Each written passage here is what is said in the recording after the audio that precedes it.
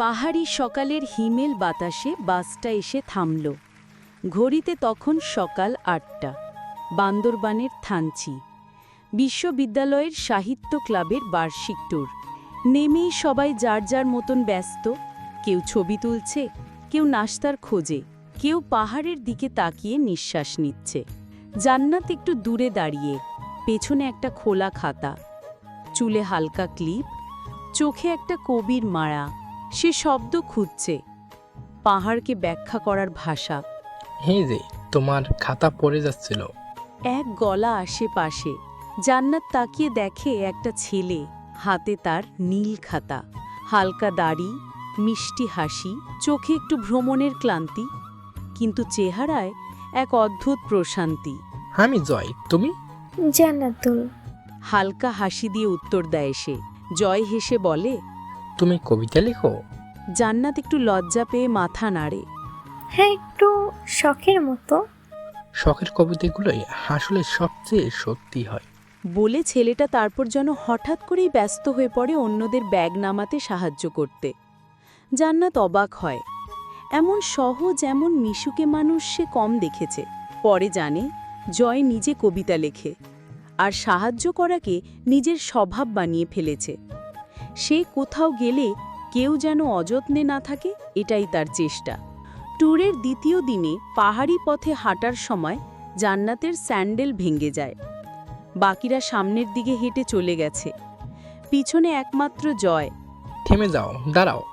বলেই সে পায়ের মোজা খুলে জান্নাতকে দেয়। তুমি? আমি তো অভ্যস্ত, ট্রাক করে অভ্যাস হয়ে গেছে। তুমি পাথরে পা কাটাবে না জান। জান্নাতের চোখ কিছুক্ষণ স্থির হয়ে থাকে জয়ের দিকে। একটা অচেনা মুগ্ধতা জন্ম নেয় তার মনে।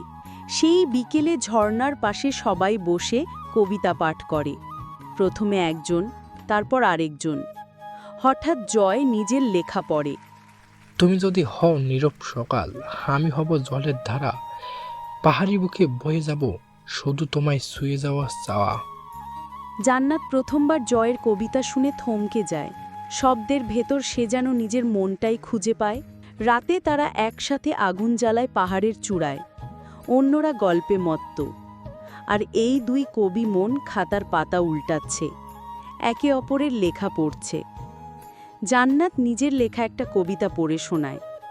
তোমার চোখে আমি নীরবতা খুঁজি, যেখানে শব্দগুলি লুকিয়ে থাকে।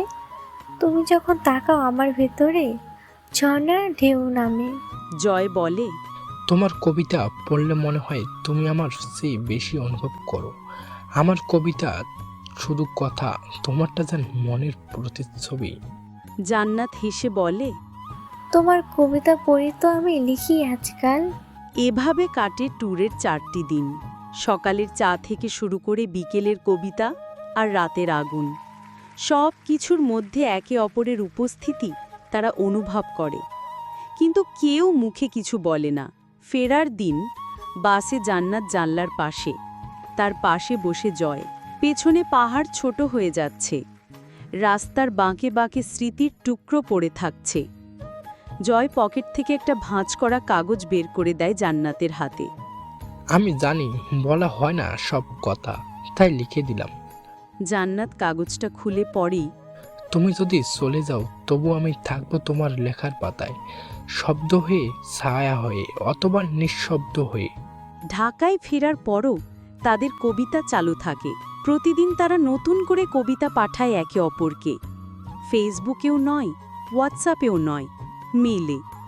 যেন আধুনিকতার ভিড়ে একটু পুরনো ভালোবাসা। এক রাতে জান্নাত লেখে, তুমি যদি সত্যি দূরে থাকো, আমি চাই না নতুন কবিতা। আমি শুধু চাই তোমার পুরো কবিতা জুড়ে ছায়া গায়ে বেঁচে থাকতে। জয় উত্তর দেয়, পুরনো কিছু নেই, সব কবিতা এখনো তোমায় নিয়েই লিখি। তারা আবার দেখা করে, দিস টাইম সিলেটে।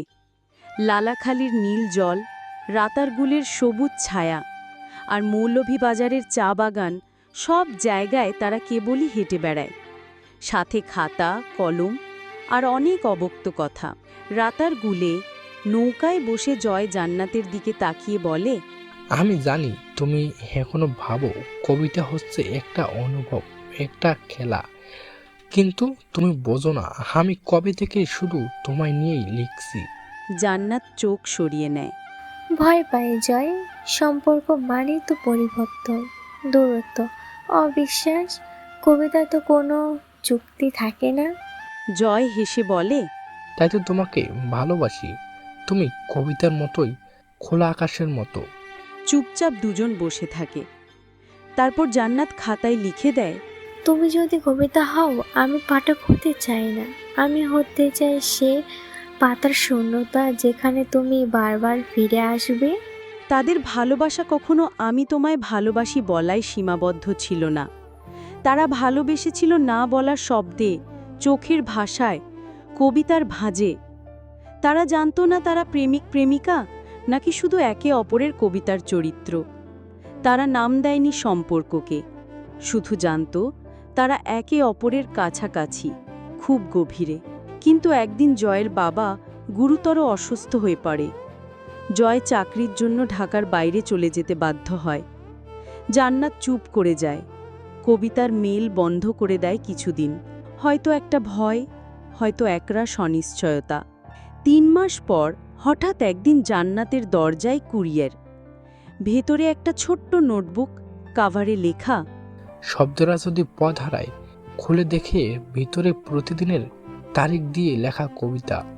শেষ পাতায় লেখা, তুমি হয়তো আর লিখো না, তুমি হয়তো ভাবো আমি ভুলে গেছি, কিন্তু আমি এখনো প্রতিদিন তোমাকে লিখি, যেমন লিখতাম প্রতিদিন।